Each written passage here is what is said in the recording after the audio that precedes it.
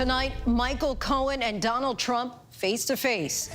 The developing news tonight is Trump's former fixer testifies in Trump's hush money criminal trial. What Cohen said about the alleged efforts to delay the Stormy Daniels payment, what he says Donald Trump demanded before Election Day, and much more. We have the details. Plus, the suddenly revived craze for GameStop that's confounding Wall Street tonight. Why the meme stock is back, the man who resurfaced after 3 years away from Reddit and Twitter to make the stock soar astronomically, and why even all the renewed interest could still be a pipe dream for the company. And now, the estimated 500,000 predators that are known to be online at any time know that the internet is a vast playground of children that are online upwards of 8 hours a day, most of them unmonitored, unfiltered, unrestricted. An estimated 90% of teens from 13 to 17 use social media, and the stakes to protect them could not be higher. In tonight's Prime Focus, we go behind the new technology, looking to help keep child predators at bay as parents nationwide look to safeguard their children. Good evening, everyone. I'm Lindsay Davis. Thanks so much for streaming with us. We're following those stories and much more, including the fierce fighting in northern Gaza as Israeli forces also move deeper into the southern city of Rafah, and the American doctors trying desperately to get out. Plus, the demolition of the remainder of that bridge in Baltimore with that massive cargo ship still right there after that deadly accident just 48 days ago. And why sedans are now the most stolen cars in America, and which models thieves are now targeting. Well, we take a look by the numbers, but we do begin with that pivotal testimony in Donald Trump's criminal trial from a man once so loyal to Trump, he said he'd take a bullet for him. We're talking about Michael Cohen, now the key witness in Trump's criminal prosecution. Cohen seen here leaving his home this morning to face his former boss in court. Inside the courthouse, on the stand, Cohen testified that just before Trump announced his bid for the presidency, he warned Cohen women may come forward with stories and Cohen would need to handle them. Cohen told jurors that when the Access Hollywood tape came out, Trump was upset, calling it a disaster. Days later, they learned Daniels was looking to sell her story of an affair with Trump. We have Michael Cohen's former attorney standing by, and criminal defense attorney Arthur Aidala. But first, ABC senior investigative correspondent Aaron Katersky leads us off from outside the courthouse. Do you have any messages for Donald Trump today? He once said he'd take a bullet for Donald Trump, but today Michael Cohen heading to court to testify against his old boss as the prosecution's star witness. Got no evidence, and I'm innocent. Inside, the two men who spent a decade attached at the hip didn't even look at each other. Cohen told the jury that as the 2016 campaign got underway, Trump warned him, be prepared. There's going to be a lot of women coming forward. The first, former Playboy model Karen McDougal. When Cohen informed Trump McDougal was shopping her story of their alleged affair, he said Trump responded, she's really beautiful. Make sure it doesn't get released. Trump has denied the affair, but Cohen testified that at Trump's direction, the National Enquirer bought McDougal's story. The jury heard this secretly recorded conversation, Trump and Cohen allegedly discussing the deal. When it comes time for the financing, which will be... Listen, what financing? We'll have to pay you. So I'll pay for cash. As the election approached, the crises piled up. First, the Access Hollywood tape, Trump bragging about groping women. When you're a star, they let you do it. You can do anything. Cohen said Trump told him to spin it as locker room talk, words allegedly suggested by his wife Melania. Days later, Cohen testified he received word Stormy Daniels was trying to sell her story of a tryst with Trump. Cohen felt it would be catastrophic for the campaign, and he told the jury Trump agreed. He said to me, this is a disaster, a total disaster. Women will hate me. Guys may think it's cool, but this is going to be a disaster for the campaign. Cohen testified Trump ordered him to make sure the story didn't get out, saying, push it out past the election because if I win, it has no relevance, and if I lose, I don't even care. Cohen told the jury Trump didn't seem to care how it would affect his marriage, saying, how long do you think I'll be on the market for? Not long. He wasn't thinking about Melania, Cohen said. This was all about the campaign. Trump claims he never had sex with the porn star, but Cohen insisted Trump gave him clear directions, pay Daniels to keep quiet, saying there's no reason to keep this thing out there. Just do it.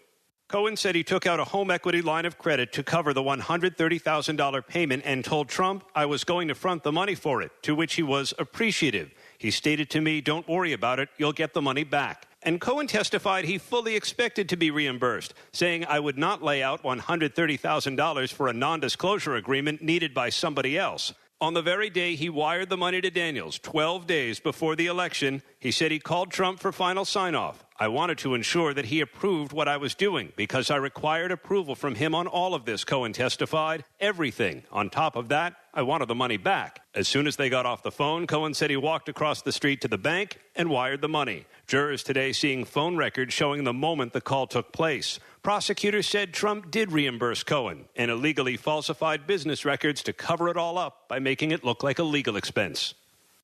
A lot of scathing allegations there. Aaron Katersky joins us now. Aaron, Cohen is, of course, such a key witness in this trial. What's on the docket tomorrow in court? Oh, he'll be back for more testimony, Lindsay. He will return to finish telling the story the way prosecutors want him to. And then things get a little less comfortable. On the witness stand today, Cohen was calm. He was efficient. None of his signature bombast or hyperbole. The defense is undoubtedly going to try and rattle him on cross-examination to attempt, in the eyes of the jury, to eviscerate his credibility. Lindsay? Aaron Katersky for us. Our thanks to you, Aaron. Joining us now is a man who knows Michael Cohen very well, his former attorney, Lanny Davis. Mr. Davis, thank you so much for coming on the show and talking with me tonight. Bring us back to 2018 when Michael Cohen hired you. Cohen has said that he was proud of his loyalty to former President Trump. Was there ever a period when you had to convince him, you know, tell the whole truth, nothing but the truth, don't leave anything out? No, I really didn't have to convince him. What I needed to know is whether he was ready to express contrition in a public arena under oath and take on the responsibility for what he described as 10 years of evil deeds for Donald Trump, and whether he would express his remorse for that, because credibility would be true remorse. And that was not easy in front of a congressional committee where we decided where he would make that statement. He has been painted as a liar and a bully in this trial, and of course he pleaded guilty to a variety of federal crimes. Given all that, are you confident the jury will be able to find him credible, trustworthy? Well, I think the jury will hear in the testimony and in the final argument the rest of the sentence, because a lot of people on television say that he lied, but they don't finish the sentence. He lied because of Donald Trump, for the benefit of Donald Trump. He didn't lie about the Trump Moscow Tower for his benefit, because that was a tower for Mr. Trump's benefit. That's the lie. He didn't lie about the payment to Stormy Daniels because he had an affair with Stormy Daniels and wanted to cover it up. That was for the benefit of Donald Trump. Do you think that people are able to make a distinction and say, well, he was lying to protect this one guy? Do you think that that matters, or do people just kind of paint you off, you know, with one paintbrush? You know, you lied about one thing, who knows what you're lying about now? Well, I can't judge the way the jury will determine to forgive Michael Cohen for lying for Donald Trump. I certainly don't forgive him for 10 years of lying for Donald Trump. I thought it was a terrible thing that he did for 10 years for Donald Trump, and I was acting as his lawyer and spokesman. But when he showed the contrition and the bravery before the American people on live television to express his shame and contrition, then we've seen in the criminal justice system a lot of mob bosses convicted, not comparing Mr. Trump to a mob boss, but we've seen organized crime bosses convicted when the witnesses against them were murderers, were liars. But the fact is, the evidence showed that the mob boss was the head of a family that was involved in racketeering and criminal enterprise. So witnesses don't always come as saints. And sometimes they come as the opposite. In this case, Michael Cohen expressed his contrition, and he came across in front of a judge after cross-examination in the Attorney General's trial. The judge called him credible, despite the lies on behalf of Donald Trump, which he owned up to.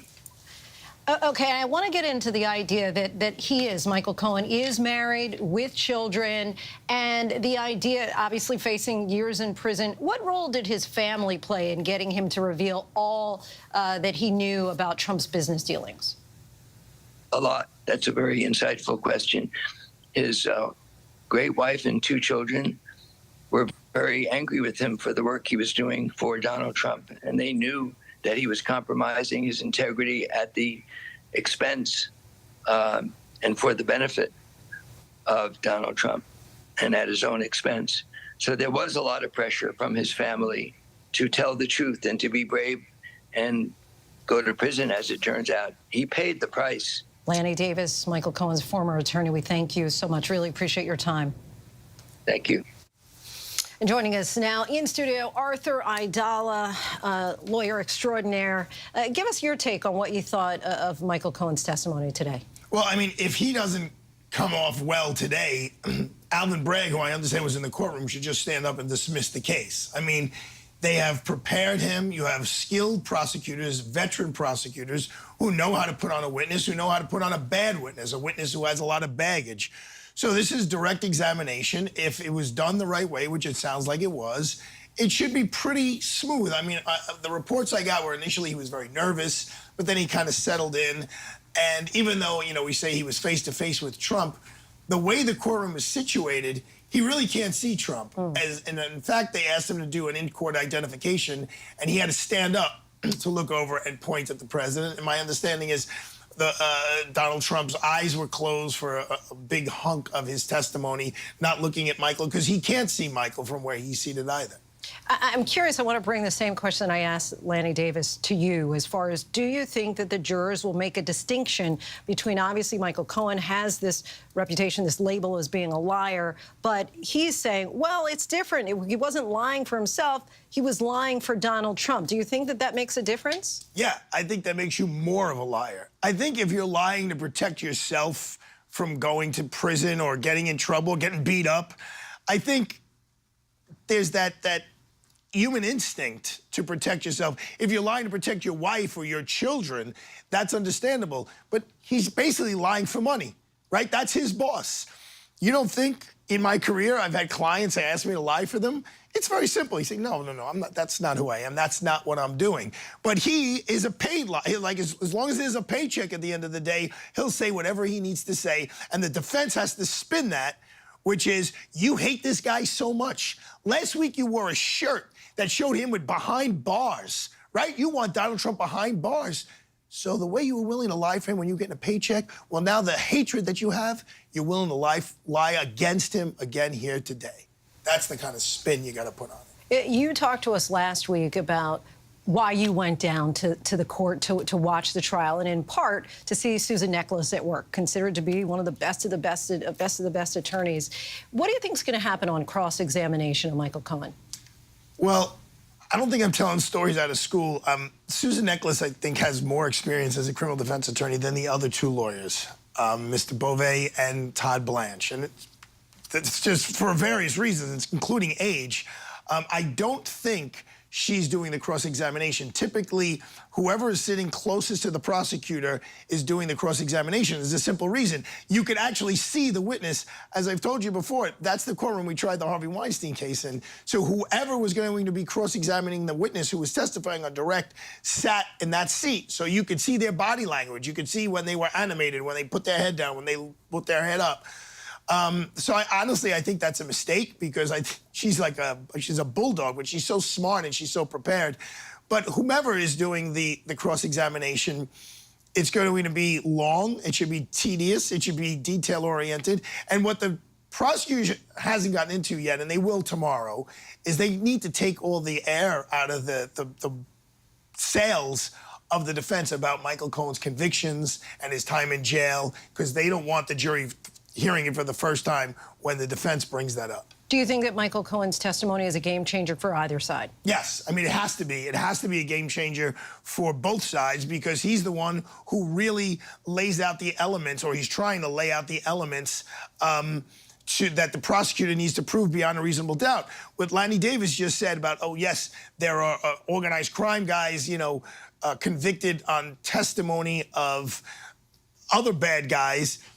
But jurors are looking for that conviction, because there's people who've been killed, there's people who've been extorted, there's people who have family members in the courtroom crying because they're dead family members.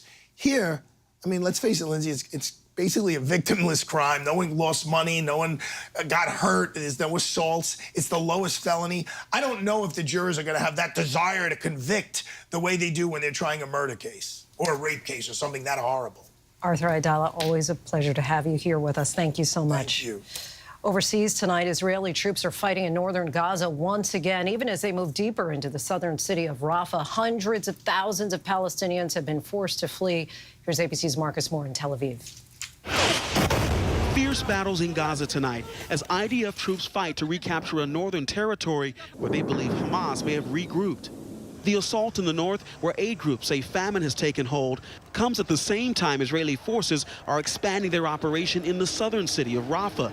Images show tanks moving into the city, and new numbers reveal the staggering exodus of nearly 360,000 people fleeing the area since the first evacuation orders a week ago, many of them families. The White House, who's against any large-scale invasion of Rafah, adamant Israel does not have a plan to protect the more than 1 million people there, even suggesting Israel has no exit strategy for this war. If Israel's military efforts are not accompanied by a political plan for the future of Gaza, the terrorists will keep coming back and Israel will remain under threat. So many on both sides eager to get a deal. Marcus Moore joins us now. And Marcus, what about all those aid workers inside Gaza as the Israeli offensive spreads? Yeah, there are so many aid workers in Gaza right now, Lindsay, and we have word tonight that a number of American doctors and medical workers are stuck in Gaza because the Rafah crossing is closed. It's one of the many reasons why the U.S. and other countries are urgently trying to get that crossing reopened. Lindsay. Marcus Moore reporting in from Tel Aviv. Marcus, thank you. A controlled explosion at the site of the collapsed bridge in Baltimore brought down the largest remaining part of the Francis Scott Key Bridge today. The hope is to free the ship that had slammed into the bridge, and that has remained pinned under the remnants for nearly 2 months. ABC's Terry Moran has the latest from Baltimore. Tonight in Baltimore, a spectacular feat of demolition engineering. Using scores of small precision explosives, crews cut apart the largest remaining section of the Key Bridge that crashed down on that cargo ship, the Dolly. Those giant steel trusses plunging into the water in a massive plume of smoke. It's actually the safest and most efficient way to achieve this number of cuts and then have that wreckage fall out and away from the vessel. That ship has been trapped ever since it rammed the bridge and brought it down nearly 2 months ago, killing 6 construction workers. For 48 days now, the ship's crew has remained on board, including during today's demolition. They are necessary to keep the ship safe and operational. If something were to happen, they are in the best place to actually fight a fire on board the ship. Authorities are now planning to move that ship and clear the remaining debris. Was it a success? Yes, absolutely. Today was an important step. Terry Moran joins us now. Terry, what happens next? Well, Lindsay, this whole project is really ahead of schedule. Officials say they will move that ship back into the port of Baltimore, where it will be repaired within 48 hours. And they plan on reopening the whole channel to all shipping by the end of the month. And one more thing, Lindsay. During the weeks of this very dangerous salvage operation, not a single worker has been injured. Lindsay? Good to know that. It seems like they've really fast-tracked this. Terry Moran, our thanks to you.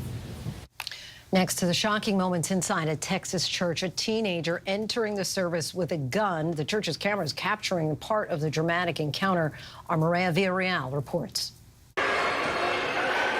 Tonight, this church live stream capturing chaos inside the sanctuary after a First Holy Communion ceremony was disrupted by a 16-year-old gunman. The incident unfolding on Saturday at St. Mary Magdalene Catholic Church in Abbeville, Louisiana. Dozens of families in attendance. Video showing a parishioner approaching the priest in the middle of Mass. That this sacrament. The priest then urging everyone to sit and join him in prayer.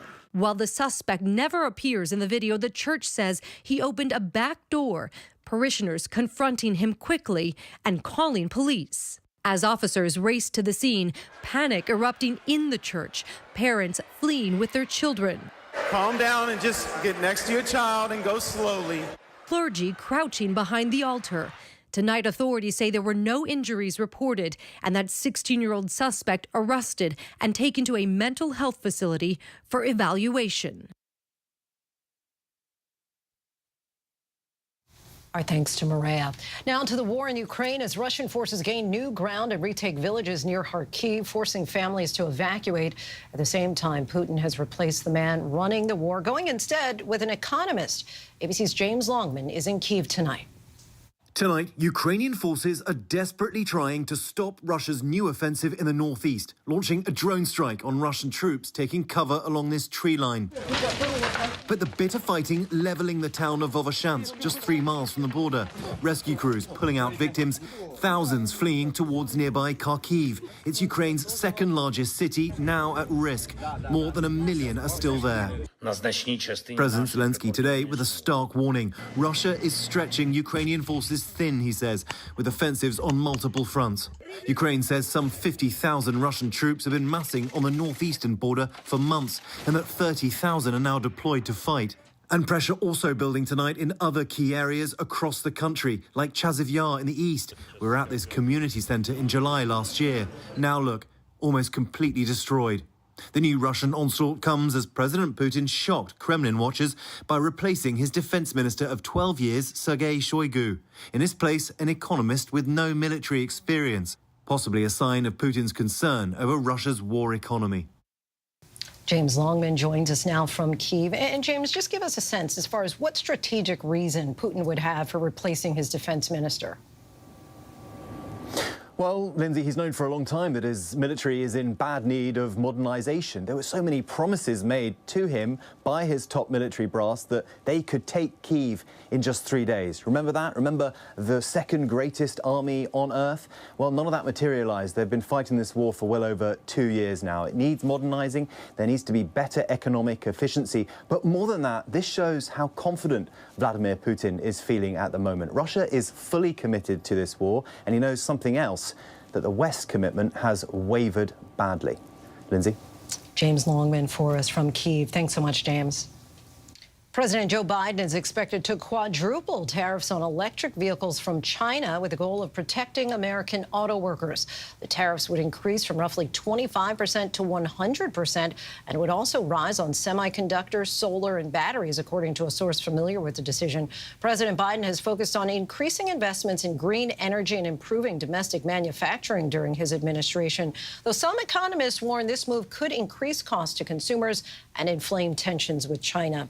Jury selection began today in the federal criminal trial of New Jersey Senator Bob Menendez. The New Jersey Democrat has pled not guilty to accepting bribes in exchange for political favors and to secretly making deals with the governments of Egypt and Qatar. The senator denies all allegations, including fraud, obstruction of justice, and acting as a foreign agent. Prosecutors say he accepted cash, gold bars, and a fancy car. The senator's wife is also charged in the case and will be tried separately. In a repeat of last year, smoke from more than 140 wildfires in Canada is now drifting into the U.S. The Minneapolis skyline, look at that, they're barely visible. Minnesota and parts of Wisconsin and Iowa now on alert.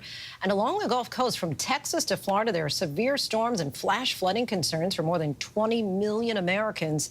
Take a look at that video over there from southern Alabama. Ginger Z is tracking it all for us, as always. Hi, Ginger.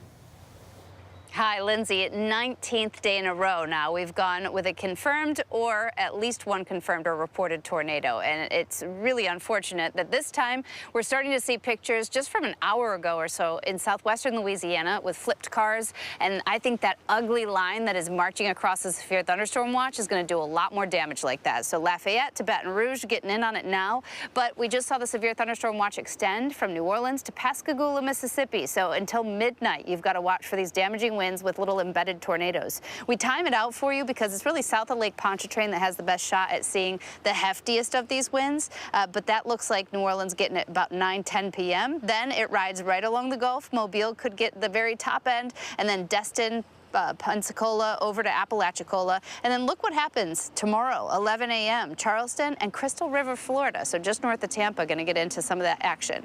So let's talk about what happens with the smoke, because you mentioned it. Canada had their warmest winter on record. Also already seeing levels of exceptional dry in parts of Vancouver, Alberta, British Columbia, excuse me.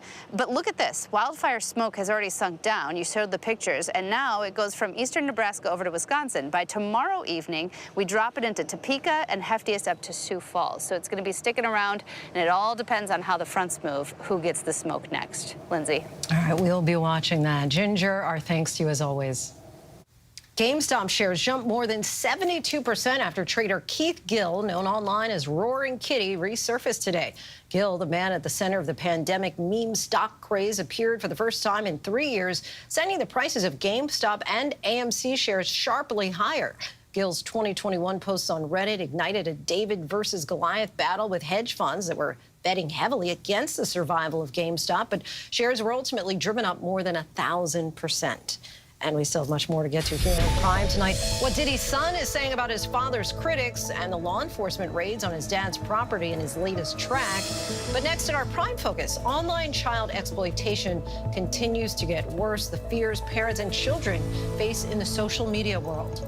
As a 13-year-old with Snapchat, it's pretty scary because like when somebody adds you as a friend, and me with 1,000 friends, I'm like, maybe it's one of my other friends' friend that's trying to.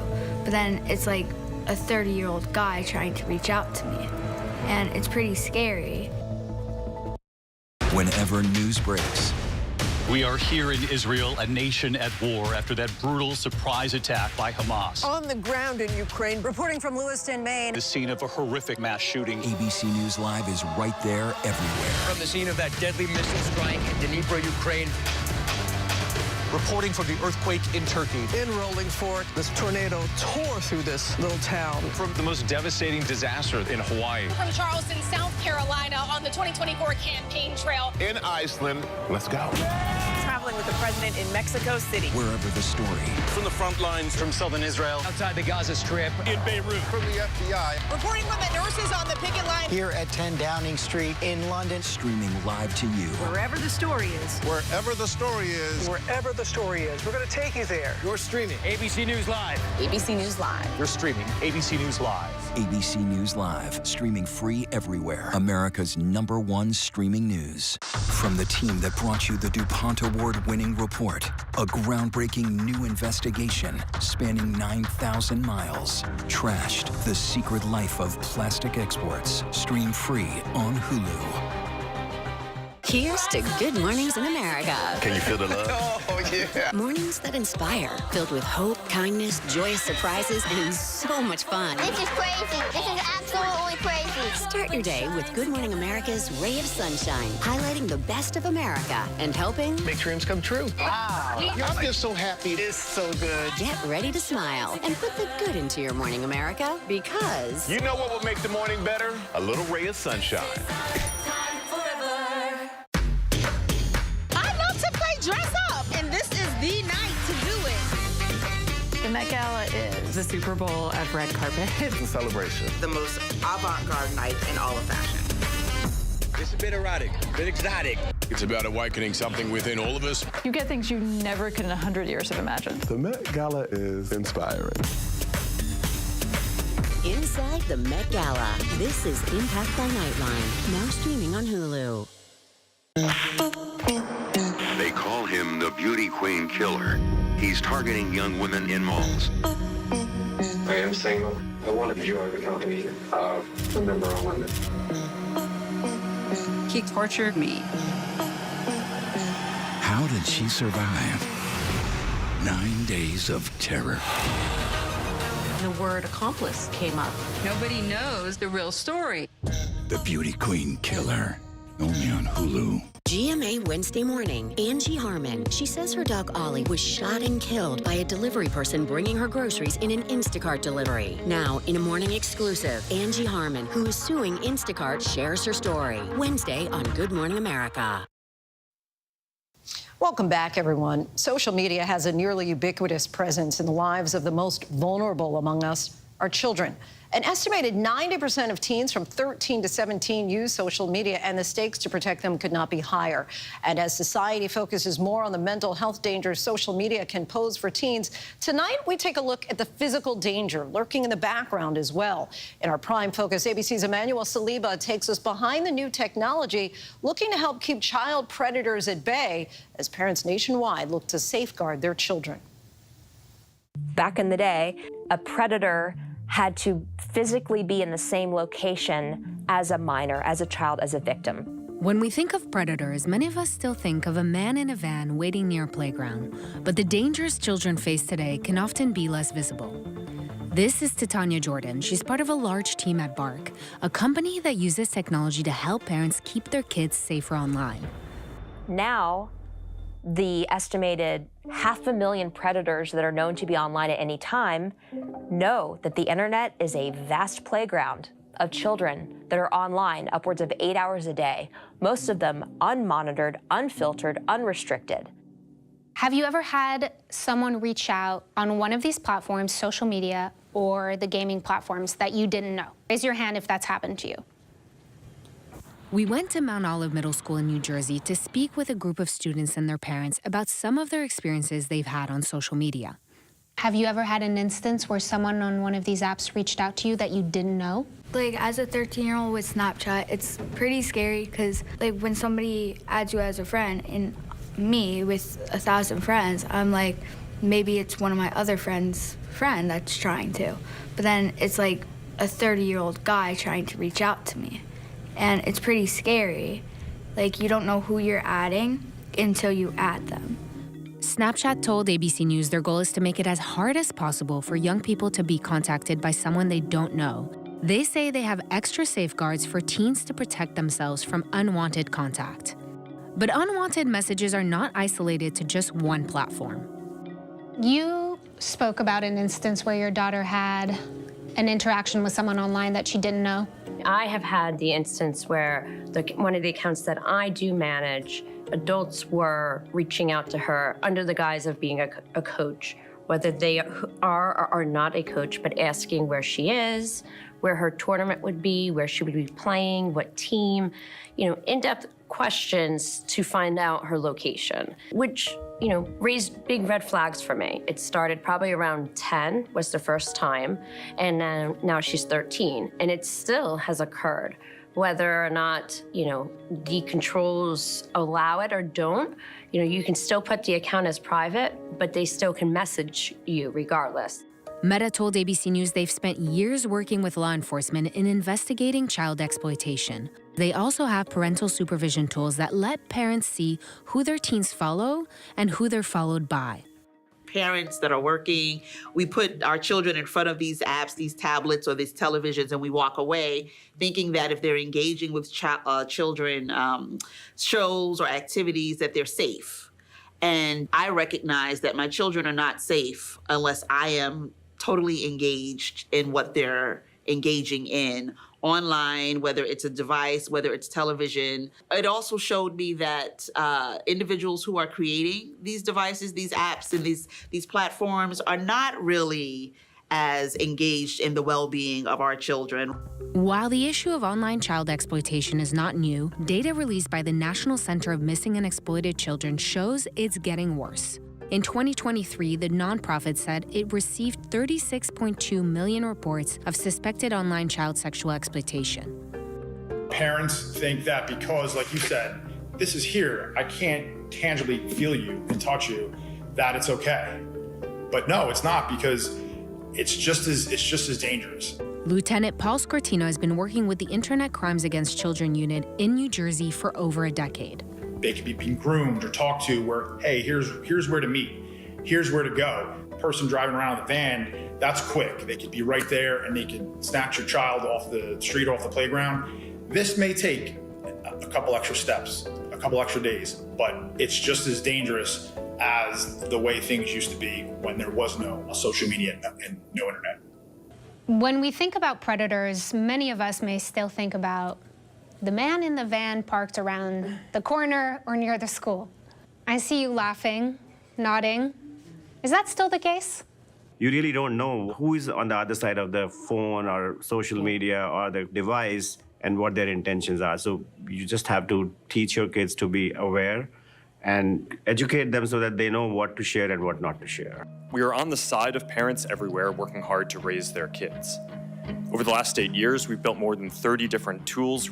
In January, the CEOs of 5 major social media companies, TikTok, Meta, Discord, Snapchat, and X, testified before the U.S. Senate Judiciary Committee about the risks their products pose to young people.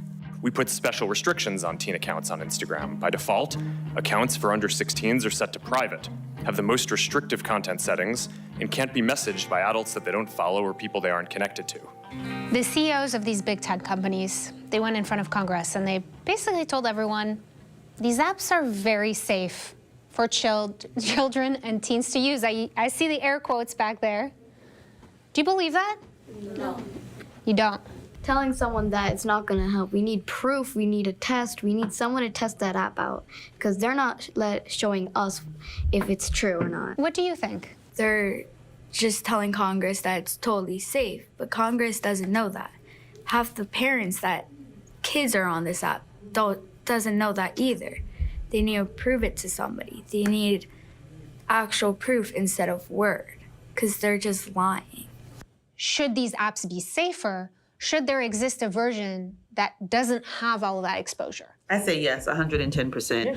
I don't want my children exposed to what I would be exposed. And honestly, I don't want to be exposed to all of that. I'm going to be honest with you. I don't want to see people, I don't want to see that, right? I don't go to those apps. Demands for concrete measures to protect children online are rising nationwide. But experts say until technology companies create safer alternatives, the onus remains largely on parents and kids to avoid online harm.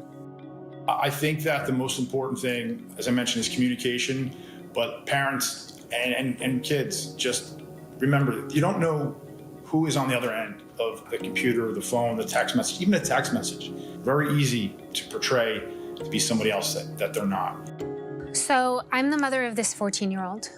She comes to me because I don't have Bark technology, so I don't know what's going on. But she comes and she tells me she's been receiving and interacting with a man. What do I say to her? You remain calm. You say, thank you so much. Thank you for telling me. That's a really mature decision. Let's figure out how to navigate this.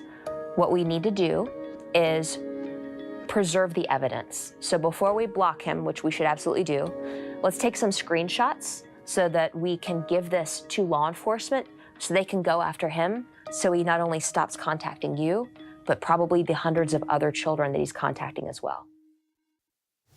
So many parents in similar predicaments. Our thanks to Emmanuel for that. Still much more to get to tonight. Coming up, actress Olivia Munn shares her life-changing decisions as she battles aggressive breast cancer. But next, why sedans are now the most stolen cars and which models thieves are targeting by the numbers.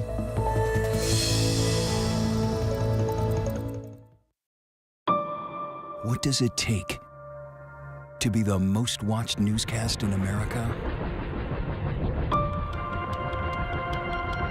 An operation to capture ISIS fighters. Is this our combat operations center? We're approaching the gate now. Militants came in from 4 or 5 different directions. Operational nuclear reactor. So you have a couple loaded and ready to go. The house is destroyed, but the flag, there's not a tear in it. Not a tear in it. How important is this label right here, Made in the USA? Look at your smile. You're proud of this. I love this. Great work. Hi. Where are you? Where are you? Appreciate you. Thank you, David. Good to meet you. Ismail? David. David. Yes, yes. I'm David Muir. I know who you are. You Watch do? you every night. ABC's World News Tonight with David Muir is America's most watched newscast. Whenever news breaks, we are here in Israel, a nation at war. In Rolling Fork, this tornado tore through this town. From Lewiston, Maine. The scene of a horrific mass shooting. From the scene of that deadly missile strike. ABC News Live everywhere. In Iceland, let's go. On the 2024 campaign trail. Here at 10 Downing Street. Wherever the story is. We're going to take you there. You're streaming ABC News Live. ABC News Live. You're streaming ABC News Live. ABC News Live, streaming free everywhere. It's lunchtime in America, so what are we serving up? Well, how about everything you need to know? You know, that sounds pretty good. Give it to me. Your health, your money, breaking news, pop culture, with the biggest stars, music, trends, and of course, good food. GMA 3. What you need to know. A third hour of GMA in the afternoon. So join us, afternoons. For everything you need to know. I love that. Why do so many people start their day here? From ABC News, this is Start Here. To be in the know and get a different take on the day's top stories. A lot of news today, so let's get into it. Listen now to the Daily News Podcast honored with 4 Edward R. Murrow Awards and see why the New York Times calls it a news podcast worth listening to. Start Here, ABC News. Make it your daily first listen. Now, that's a part of the story I bet you didn't see coming. Wherever you get your podcasts, Start Here. Let's go. The ship is incredible. It feels like living in a science fiction movie. We just saw what no one has seen before. Wow, look at that. Oh my gosh. Well, dead ahead. Tag on! We are heading into the unknown. Hammer, hammer, hammer. It doesn't get any more cutting edge than this.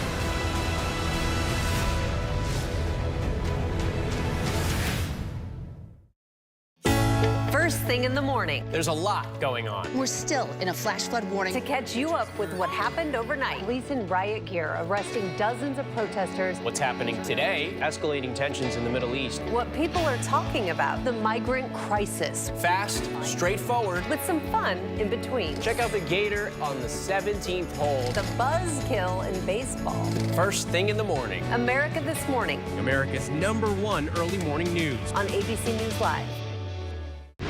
Reporting from Monterey Park, California, I'm Robin Roberts. Wherever the story is, we're going to take you there. You're streaming ABC News Live. Welcome back, everyone. The latest statistics on car models most likely to be stolen were just made public by the National Insurance Crime Bureau, and it's keeping some car owners up at night, not to mention certain manufacturers. That's tonight's By the Numbers. 48,000 Hyundai Elantras were stolen in 2023, making the model the most popular for thieves anyway. But last year, only 19,000 Elantras were stolen. Experts say thieves eventually figured out how to steal certain models lacking engine immobilizers, which normally prevents engines from starting without a key. Social media sites like TikTok were then used to publicize the methods. Some Kia models also topped the list. Theft claims for Hyundai and Kia models were 7 times higher than for all other makes in the first 6 months of 2023. 1 million cars were stolen in the United States last year, and that's a whopping 25% increase since 2019, when 800,000 cars were stolen. But in 2022, more than 85% of stolen vehicles were eventually recovered. Furthermore, 34% were recovered the very same day. Tracking technology and license plate readers make the job of locating stolen vehicles much easier for authorities. And we still have much more to get to here on Prime tonight. Whether you caught a glimpse of the Aurora Borealis this weekend or missed out, we just can't get enough of those images. We have some of the best. And airport security got a big surprise when they looked inside this man's bag. Why it's landed him in hot water.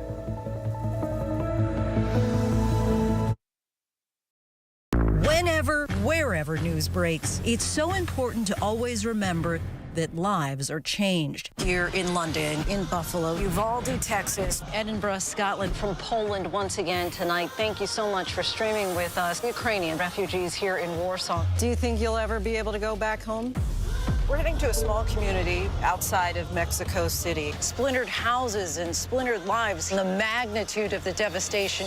You're streaming ABC News Live. Reporting from Rolling Fork, Mississippi, Santa Fe, New Mexico, Raleigh, North Carolina, the U.S. Capitol, Mayfield, Kentucky, Minneapolis, Mexico, Tongass National Forest, Alaska. Getting you behind the stories as they happen, giving you a front row seat to our world as it plays out in real time, live. ABC News Live Prime. We'll take you there. Stream ABC News Live weeknights, America's most honored streaming news program, only on ABC News Live. Streaming free right now wherever you stream your news. Hi, I'm Andy. And I'm Sabrina. And we're moms, juggling tons of stuff every day, like all you moms out there. And you know what we love? Really love? Pop culture. So what happens when being obsessed with pop culture collides with being a mom? You get us. So listen now to our new podcast, Pop Culture Moms, wherever you get your podcasts. What does it take to be the most watched newscast in America? We are part of an operation. Is this our combat operations center? We're approaching the gate. Militants came in from different directions. Nuclear reactor. So you have a couple loaded and ready to go. The house is destroyed, but the flag. Not a tear in it. How important it made the USA. Great work. Hi. Appreciate you. Thank you. Ismail? David. I'm David Muir. I know who you are. You Watch do? you every night. ABC's World News Tonight with David Muir is America's most watched newscast. This is not about parents who just let their kid watch violent movies, play violent video games. This is about parents who neglected their son, ignored his cries for help, then bought him a gun. The first parents in America to be charged in a school shooting. They purchased that gun for him and bragged about it. You don't get to walk away from that. That's a criminal act. Sins of the parents, the Crumbly Trials. The opposite of love is not hate. It's just being ignored. Only on Hulu. They call him the Beauty Queen Killer. He's targeting young women in malls. I am single. I want to enjoy the company of a member of women. He tortured me. How did she survive 9 days of terror? The word accomplice came up. Nobody knows the real story. The Beauty Queen Killer. Only on Hulu. GMA tomorrow, Rob McElhenney live. And this week, David Beckham, the cast of Bridgerton, and John Oates with Michael Strahan on his feud with Daryl Hall and his new music on GMA. Melinda Gates is parting ways with the foundation she started with her ex-husband, Bill Gates. One state's moved to hold big oil responsible for climate change and the creepy, crawly surprise lurking in this man's luggage. These stories and much more in tonight's Rundown.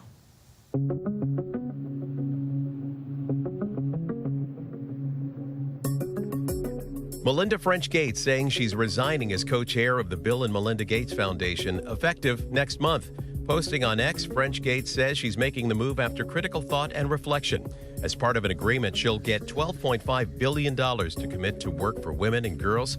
3 years ago, she and Bill Gates announced their divorce. In a separate statement, Bill Gates says he's sorry to see her leave the foundation.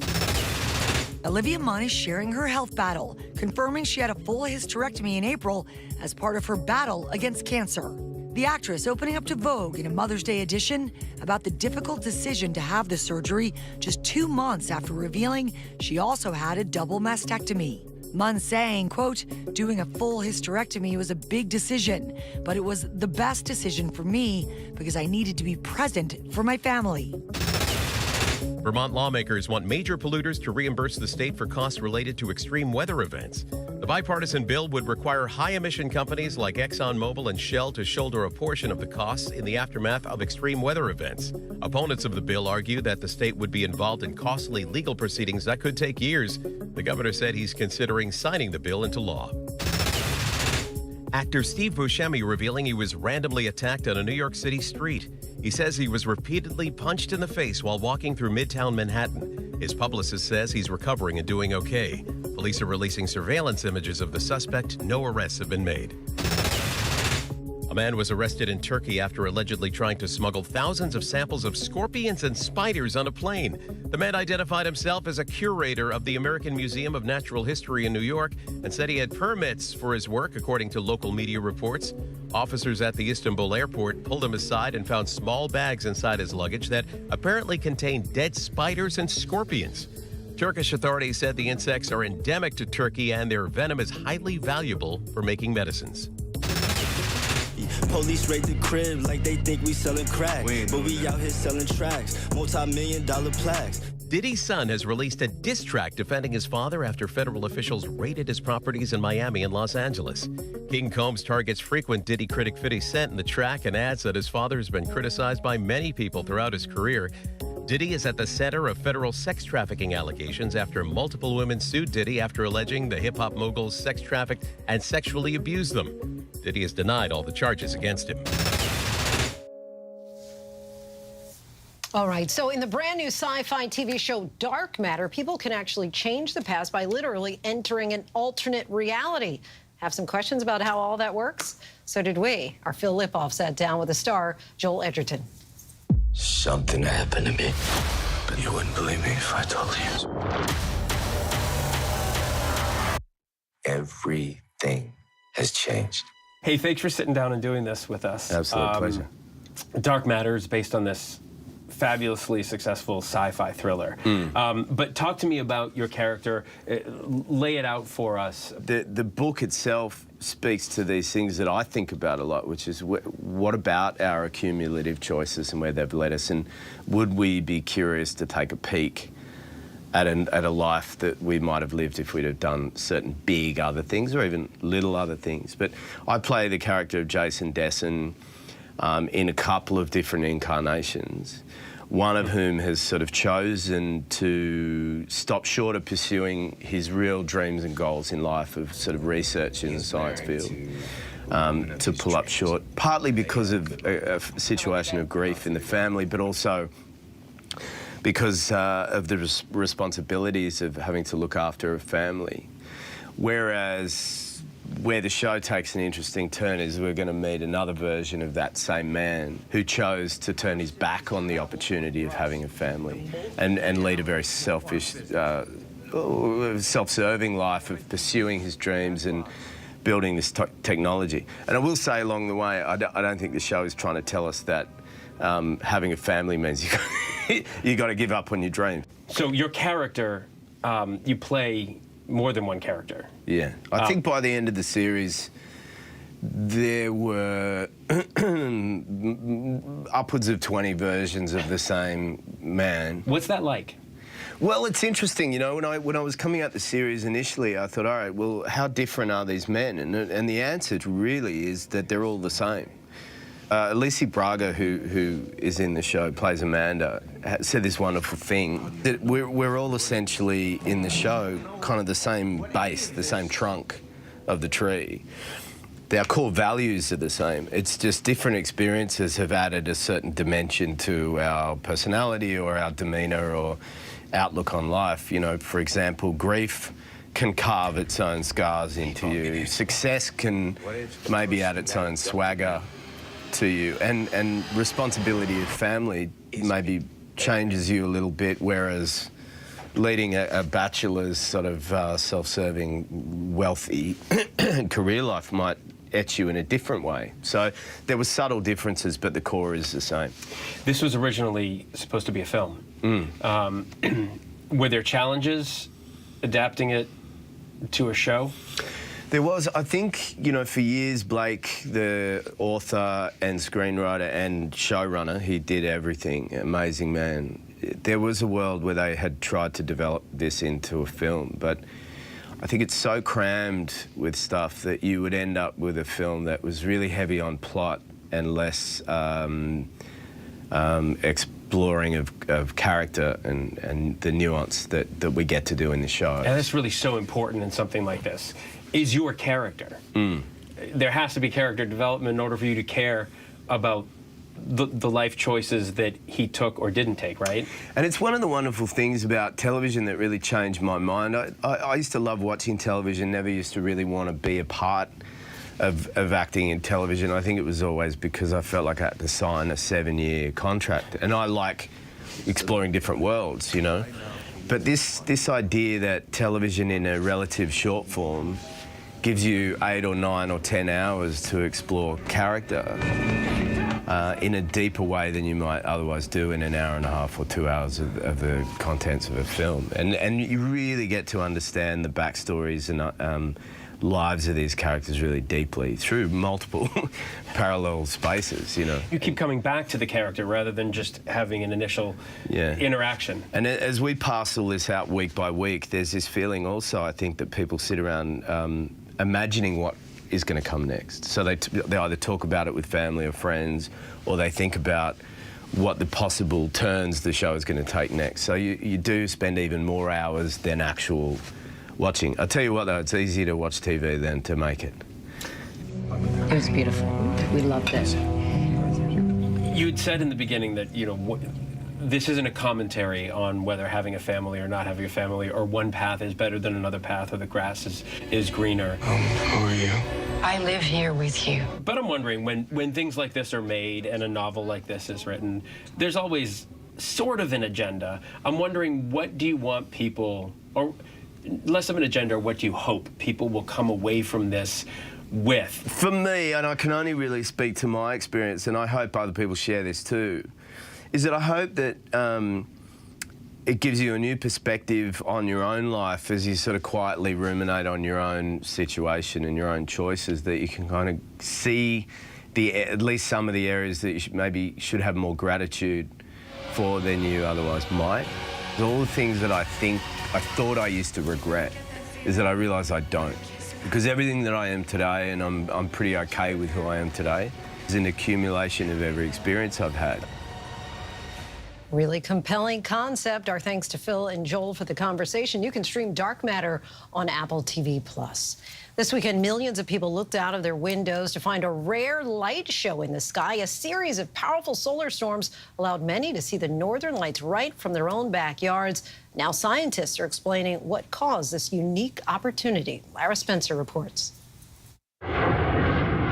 Millions of people around the globe looking up at the sky this weekend, witnessing an out-of-this-world spectacle of lights. It was something that I've wanted to see my whole life, so it was like a bucket list item checked off.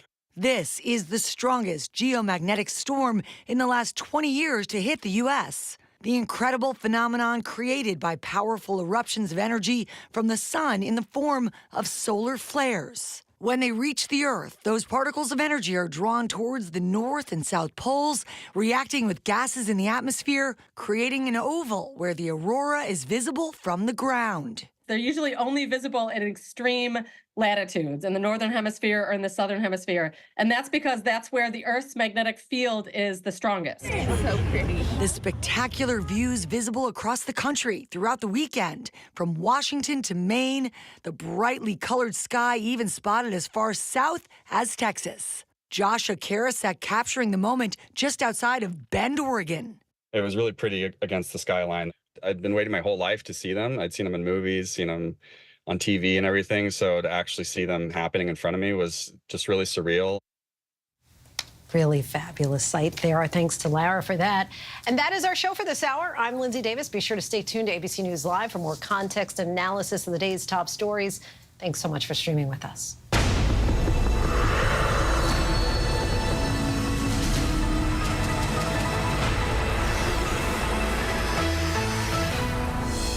Coming up in the next hour, a wrap-up from a key day in the hush money trial against Donald Trump.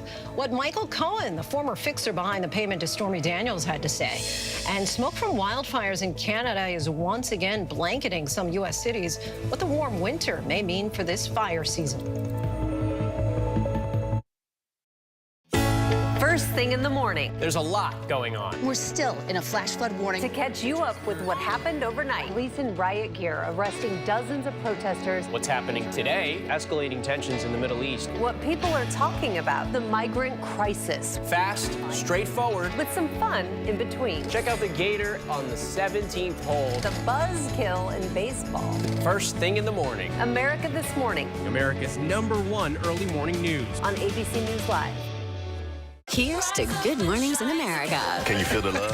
Oh, yeah. Mornings that inspire, filled with hope, kindness, joyous surprises, and so much fun. This is crazy. This is absolutely crazy. Start your day with Good Morning America's Ray of Sunshine, highlighting the best of America and helping make dreams come true. Wow. I'm just so happy. It's so good. Get ready to smile and put the good into your morning, America, because you know what will make the morning better? A little ray of sunshine. Let's go.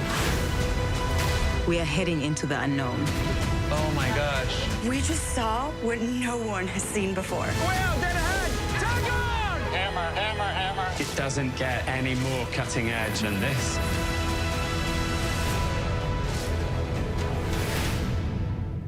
drugs like Ozempic. If you're using them, what should you eat to get the protein you need? And what's the best plan after hitting your goal weight? Answers this week on GMA.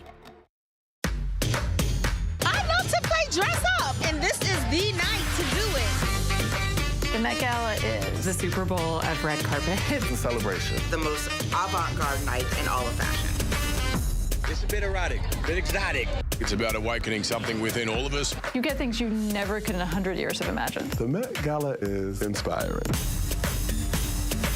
Inside the Met Gala. This is Impact by Nightline, now streaming on Hulu. With so much at stake in our world right now, more Americans turn here to David than anywhere else. And now, America's most trusted, most watched newscast, ABC's World News Tonight with David Muir, is available to you on YouTube. Why do so many people start their day here? From ABC News, this is Start Here. To be in the know and get a different take on the day's top stories. Start here. Now, that's a part of the story I bet you didn't see coming. Make it your daily first listen, wherever you get your podcasts.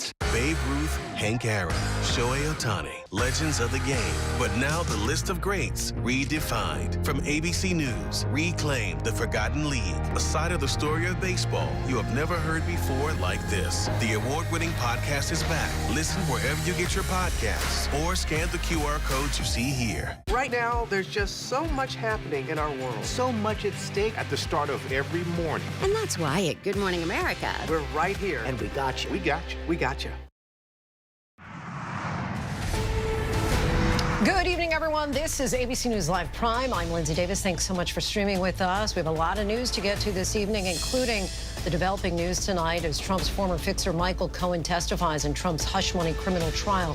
What Cohen said about the alleged efforts to delay the Stormy Daniels payment and much more. Plus, the fierce fighting in northern Gaza as Israeli forces also move deeper into the southern city of Rafah, and the American doctors desperately trying to get out.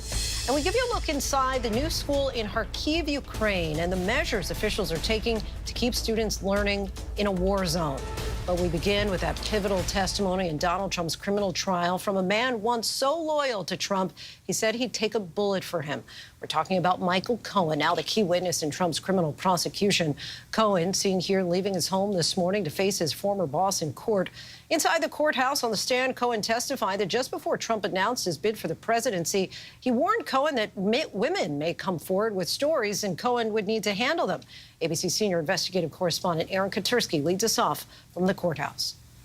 Do you have any messages for Donald Trump today? He once said he'd take a bullet for Donald Trump, but today Michael Cohen heading to court to testify against his old boss as the prosecution's star witness. Got no evidence, and I'm innocent. Inside, the two men who spent a decade attached at the hip didn't even look at each other. Cohen told the jury that as the 2016 campaign got underway, Trump warned him, be prepared. There's going to be a lot of women coming forward. The first, former Playboy model Karen McDougal. When Cohen informed Trump McDougal was shopping her story of their alleged affair, he said Trump responded, she's really beautiful. Make sure it doesn't get released. Trump has denied the affair, but Cohen testified that at Trump's direction, the National Enquirer bought McDougal's story. The jury heard this secretly recorded conversation, Trump and Cohen allegedly discussing the deal. When it comes time for the financing, which will be... Listen, what financing? We'll have to pay you. So I'll pay for cash. As the election approached, the crises piled up. First, the Access Hollywood tape, Trump bragging about groping women. When you're a star, they let you do it. You can do anything. Cohen said Trump told him to spin it as locker room talk, words allegedly suggested by his wife Melania. Days later, Cohen testified he received word Stormy Daniels was trying to sell her story of a tryst with Trump. Cohen felt it would be catastrophic for the campaign, and he told the jury Trump agreed. He said to me, this is a disaster, a total disaster. Women will hate me. Guys may think it's cool, but this is going to be a disaster for the campaign. Cohen testified Trump ordered him to make sure the story didn't get out, saying, push it out past the election because if I win, it has no relevance, and if I lose, I don't even care. Cohen told the jury Trump didn't seem to care how it would affect his marriage, saying, how long do you think I'll be on the market for? Not long. He wasn't thinking about Melania, Cohen said. This was all about the campaign. Trump claims he never had sex with a porn star, but Cohen insisted Trump gave him clear directions. Pay Daniels to keep quiet, saying there's no reason to keep this thing out there. Just do it. Cohen said he took out a home equity line of credit to cover the $130,000 payment and told Trump I was going to front the money for it, to which he was appreciative. He stated to me, don't worry about it, you'll get the money back. And Cohen testified he fully expected to be reimbursed, saying I would not lay out $130,000 for a non-disclosure agreement needed by somebody else. On the very day he wired the money to Daniels, 12 days before the election, he said he called Trump for final sign-off. I wanted to ensure that he approved what I was doing because I required approval from him on all of this, Cohen testified. Everything. On top of that, I wanted the money back. As soon as they got off the phone, Cohen said he walked across the street to the bank and wired the money. Jurors today seeing phone records showing the moment the call took place. Prosecutors said Trump did reimburse Cohen and illegally falsified business records to cover it all up by making it look like a legal expense. A lot of scathing allegations there. Aaron Katersky joins us now. Aaron, Cohen is, of course, such a key witness in this trial. What's on the docket tomorrow in court? Oh, he'll be back for more testimony, Lindsay. He will return to finish telling the story the way prosecutors want him to. And then things get a little less comfortable. On the witness stand today, Cohen was calm. He was efficient. None of his signature bombast or hyperbole.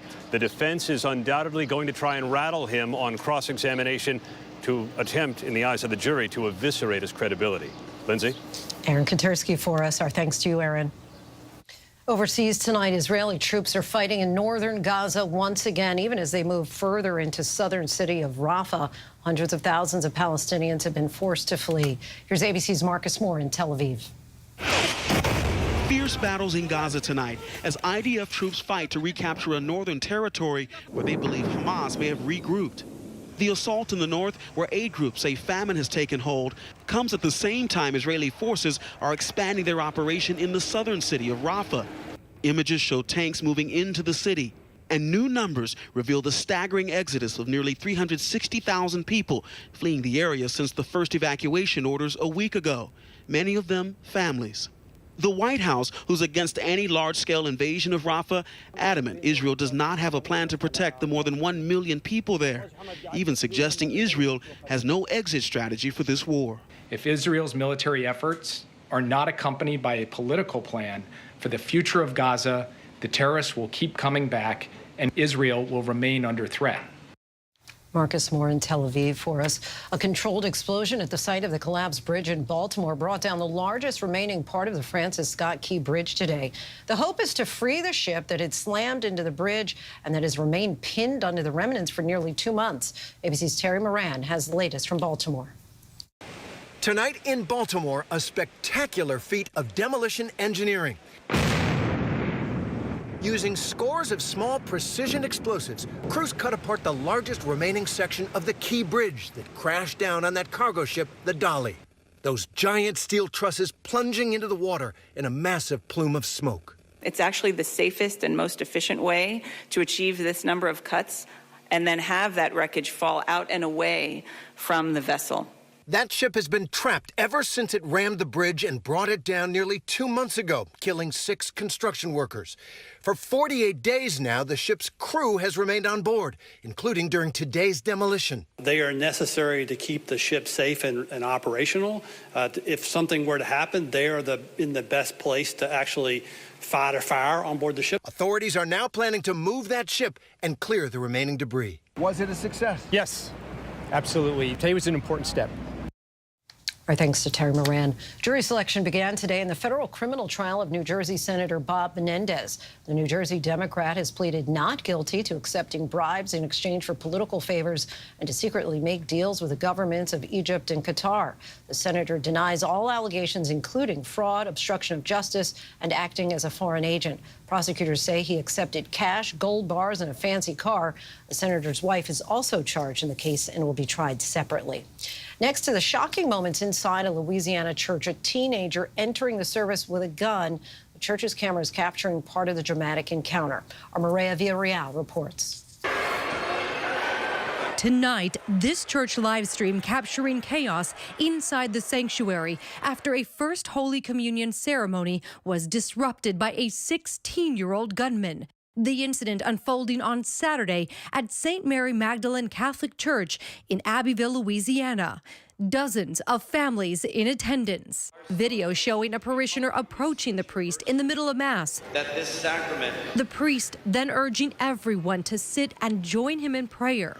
While the suspect never appears in the video, the church says he opened a back door, parishioners confronting him quickly and calling police. As officers raced to the scene, panic erupting in the church, parents fleeing with their children. Calm down and just get next to your child and go slowly. Clergy crouching behind the altar. Tonight, authorities say there were no injuries reported and that 16-year-old suspect arrested and taken to a mental health facility for evaluation. Maria Villarreal joins us now. Maria, what comes next in this investigation? Well, you know, Lindsay, so far police have not released a motive in this case, but we do know the suspect is being charged with terrorizing and possession of a firearm by a juvenile. We also know the church is actually going to keep uniformed police officers at all of their masses in the future for the time being. Lindsay? Maria, thank you. Authorities in Florida are asking the public for help tracking down a boat that struck and killed a 15-year-old girl who was water skiing near Nixon Beach on Saturday. The driver did not stop to help, and now the Miami Beach community is mourning the loss of a young Ella Adler. ABC's Victor Akendo reports from Miami. Tonight, the search for a South Florida boater wanted for killing a 15-year-old girl on the water. Authorities say Ella Adler was wakeboarding with friends off the coast of Key Biscayne Saturday afternoon. She was in the water with the board attached to her feet when she was fatally struck by a passing boater who never stopped to help. We're hoping that somebody saw something and would come forward with some information. Witnesses describing the boat as light blue, center console with 2 to 4 outboard engines. Her family sharing this video of Adler, a talented ballerina, saying the world lost a star this weekend. Ella was beautiful and shined brightly. In her 15 years, she gave us more light than we could have ever dreamed. Today, loved ones gathering for her funeral. Lauren Pearson says his daughter was best friends with Adler. You know, it's a tremendous loss. She had such a bright future. Very sad. Victor Kendo joins us now. Victor, what's the latest you're hearing from investigators about this tragedy? Lindsay, authorities are asking for the public's help. A reward of up to $20,000 is being offered for any information leading to an arrest. Lindsay? Victor Akendo for us. Thanks, Victor. Now to the war in Ukraine as Russian forces gain new ground and retake villages near Kharkiv, forcing families there to evacuate. At the same time, Putin has replaced the man running the war, going instead with an economist. ABC's James Longman is in Kyiv for us tonight. Tonight, Ukrainian forces are desperately trying to stop Russia's new offensive in the northeast, launching a drone strike on Russian troops taking cover along this tree line. But the bitter fighting leveling the town of Vovoshansk, just 3 miles from the border. Rescue crews pulling out victims, thousands fleeing towards nearby Kharkiv. It's Ukraine's second largest city, now at risk. More than 1 million are still there. President Zelensky today with a stark warning. Russia is stretching Ukrainian forces thin, he says, with offensives on multiple fronts. Ukraine says some 50,000 Russian troops have been massing on the northeastern border for months, and that 30,000 are now deployed to fight. And pressure also building tonight in other key areas across the country, like Chaziv Yar in the east. We were at this community centre in July last year. Now look, almost completely destroyed. The new Russian onslaught comes as President Putin shocked Kremlin watchers by replacing his defense minister of 12 years, Sergei Shoigu. In his place, an economist with no military experience, possibly a sign of Putin's concern over Russia's war economy. James Longman in Kyiv. A new move from President Biden as he takes aim at China, announcing major new tariffs. He says it's to protect American industry and jobs, and it comes amid new polls in key battleground states. Let's get right to ABC's chief White House correspondent, Mary Bruce, with how these two things may be related. Well, Lindsay, the Biden campaign is certainly aware of these new polls that show the president trailing Donald Trump among registered voters in several critical battlegrounds, including Nevada, Arizona, and Michigan, where manufacturing is key. Donald Trump leading there by 7 points. And now the president is trying to send a strong message on the economy that he, too, is tough on China. Tomorrow, the president is expected to announce that he's quadrupling tariffs on electric vehicles from China from 25 to 100%. He's also targeting other imports like semiconductors, batteries, and solar panels. The president is vowing to protect American workers from foreign competition, and he's also hoping he can gain some ground on the economy in the process. The economy, we know, is pivotal in so many states, including Pennsylvania and Wisconsin, where those polls show Biden and Trump now much closer. Lindsay. Many so concerned about those pocketbook issues. Mary Bruce from the White House for us. Thanks so much, Mary. Thank you. And we are learning tonight that Grammy-winning saxophonist David Sanborn has died, famously performing Young Americans with David Bowie on the Dick Cavett Show in 1974.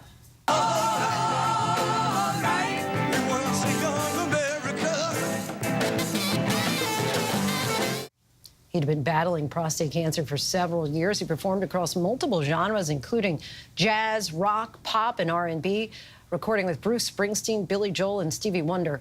David Sanborn was 78.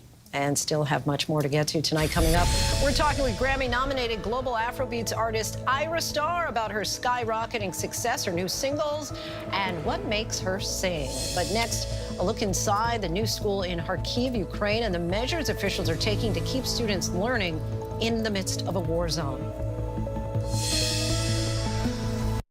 From the team that brought you the DuPont Award-winning report, a groundbreaking new investigation spanning 9,000 miles trashed the secret life of plastic exports. Stream free on Hulu.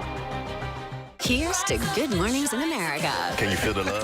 Oh, yeah. Mornings that inspire, filled with hope, kindness, joyous surprises, and so much fun. This is crazy. This is absolutely crazy. Start your day with Good Morning America's Ray of Sunshine, highlighting the best of America and helping make dreams come true. Wow. I'm just so happy. It's so good. Get ready to smile and put the good into your morning, America, because... You know what will make the morning better? A little ray of sunshine. Let's go. The ship is incredible. It feels like living in a science fiction movie. We just saw what no one has seen before. Wow, look at that. Oh my gosh. Well, dead ahead. Hang on! We are heading into the unknown. Hammer, hammer, hammer. It doesn't get any more cutting edge than this.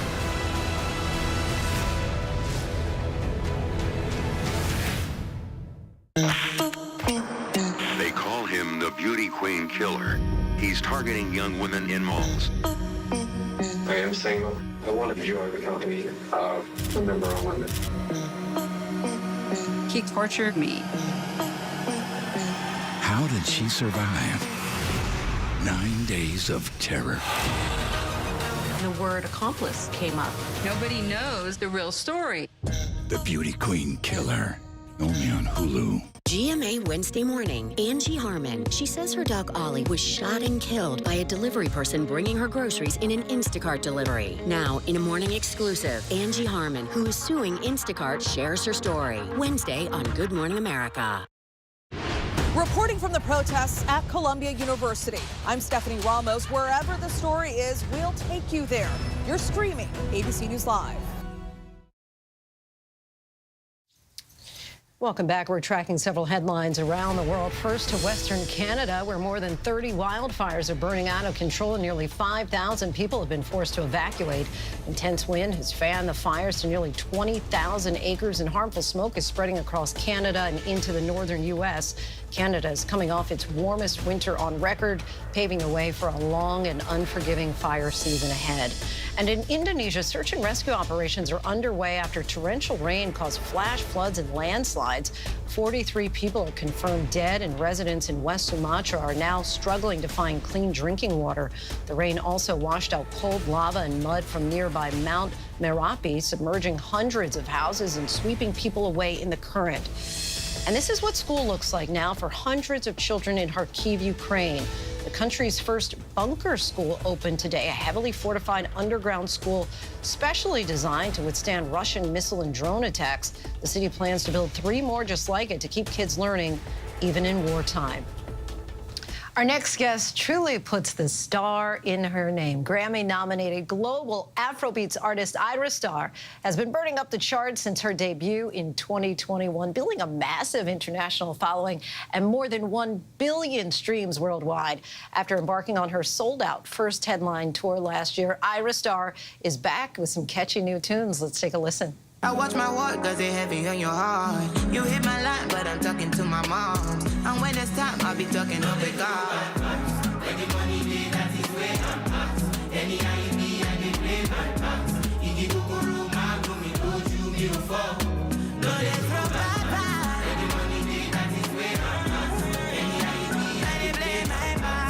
Joining us now is none other than Miss Ira Starr. Thank you so much for being here. Hi. So you are just 21 years old. Unbelievable. Give us a sense of what the process was like just getting to this point in your music career of becoming a global sensation. It's been a long time coming, definitely. I started doing music professionally when I was 18, when I turned 18, but I always wanted to do music. I was doing covers online. I got signed at 18, released my first EP at 19, and my first album at 19. And now I'm releasing a second album soon. And the year I turned 21. Yes, let's see. So give us a hint what we can expect. A masterpiece. It's a masterpiece. I like to say it's how I view the world, or I just see it's the world from the eyes of a 21-year-old African girl or superstar. It's genres intertwined, roller coaster of emotions, yeah. And so you grew up half the time in Benin, half the time in Nigeria. Yeah. Give us a sense of how your culture, how that influences your music. So I grew up in Benin Republic and Lagos. They're very close.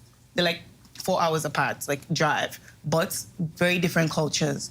And I lived in Benin Republic for a good amount of time, and I lived in Lagos. I feel like that really taught me how to adapt. And you can hear that in my music. That's why my music can reach different types of, genres and people. When I enter different types of genres, I'm always very secure with myself, and you hear the Afro beats in that music no matter what genre it is, because I've learned how to be secure with myself, so yeah. Commas, bad vibes. Give us a sense of your inspiration for those songs. Commas, I went to Barbados when I turned 21 for my birthday, and literally I had the inspiration for okay. Then I worked with Embryo, is an amazing songwriter. We've been working on Rush together, and we worked on commas together. I had 15 versions of commas, 15, because I wanted it to be perfect. So I had 15 different versions. Then Bad Vibes, I was in the studio, angry, antsy, because I had drank too much coffee, and I was just like, yeah. I was just very angry, and I went to rap. So yeah, I worked with Mesu on that and Maestro. You've worked with a number of stars already, Kelly Rowland, Wizkid. Are you having a number of pinch me moments already? I mean, because you said, it's been a long time coming, but many people are going to say, you're just 21, you're still so young and just starting out, and already you've had this just unbelievable success. Yes, I definitely have a lot of pinch me moments. I just met Rihanna the other day. I didn't think she was real. Then I saw her, I'm like, oh, you're like a human being, like me, like beautiful and amazing, and just even be able to be in, sit down with her and talk about my career, and her giving me advice was just the most amazing thing. What advice did she give? I'm not gonna tell. I'm gonna gatekeep. Okay. Gatekeep. Okay. All right. Give me a sense of why you think that Afrobeats has such a global appeal to it. It's high vibrational. That's what it is. There's a lot happening in the world, and with after COVID and all of that, there was a lot of sadness and negativity in the world, and Afrobeat was that thing that just came to give everybody ginger and high vibrational positivity again. And I feel like we're just blessed. That's why it's our time. What's next for you? What's next? What's not next? What's not next? What is not next for Ira Star? There's a lot more to come by God's grace, a lot of hard work to put in. But I'm just ready to take my career to the next level. Ira, such a pleasure to have you. Thank you so much for come having me, by. Lindsay. We really appreciate it. I want to let our viewers know you can listen to Ira's music on all streaming platforms, and her new album, The Year I Turned 21, is out May 31st. And still to come, a very happy in-flight surprise for this mom when she discovered who was in the cockpit.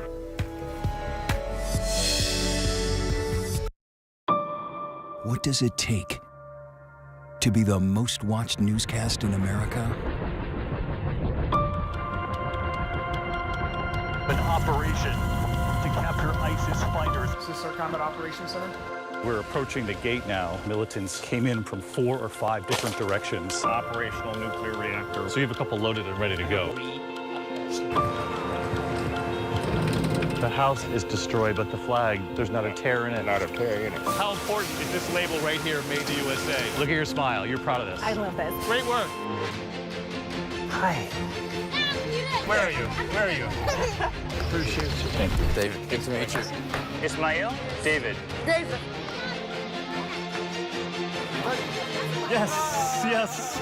I'm David Muir. I know who you are. You Watch do. you every night. ABC's World News Tonight with David Muir is America's most watched newscast. Why do so many people start their day here? From ABC News, this is Start Here. To be in the know and get a different take on the day's top stories. A lot of news today, so let's get into it. Listen now to the Daily News Podcast honored with 4 Edward R. Murrow Awards and see why the New York Times calls it a news podcast worth listening to. Start Here, ABC News. Make it your daily first listen. Now, that's a part of the story I bet you didn't see coming. Wherever you get your podcasts, Start Here. Let's go. The ship is incredible. It feels like living in a science fiction movie. We just saw what no one has seen before. Wow, look at that. Oh my gosh. Well, dead ahead! Tag on! We are heading into the unknown. Hammer, hammer, hammer. It doesn't get any more cutting edge than this.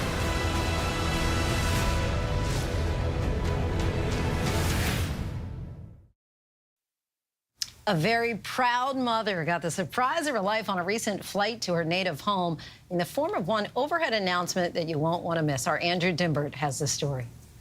It was the beginning of a dream come true for United Airlines pilot Jerome Lawrence. The Tobago-born pilot had always wanted to fly his parents, and now he was finally about to make it happen. All right, so today is a big day for me, trying to surprise mommy, and with the flight from Houston to Port of Spain. He doesn't know that I'm coming. His flight crew was in on the surprise, standing in front of the door and blocking her view into the cockpit.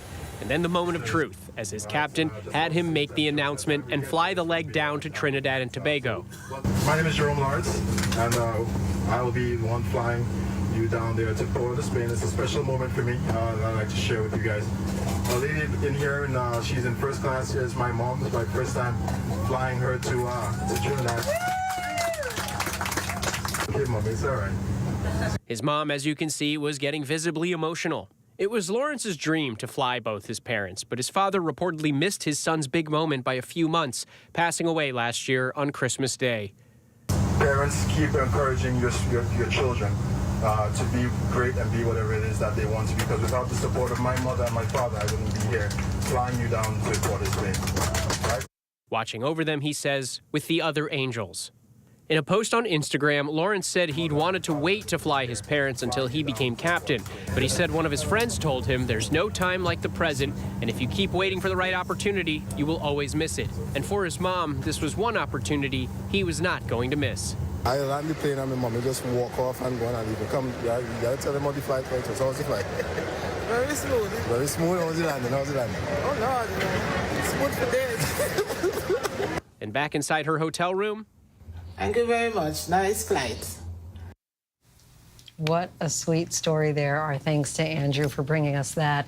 And that is our show for tonight. I'm Lindsay Davis. ABC News Live is here for you all night with the latest news, context, and analysis. You can always find us on Hulu, Roku, Pluto TV, the ABC News app, and, of course, on abcnews.com. The news never stops. Thanks so much for streaming with us. Have a great night.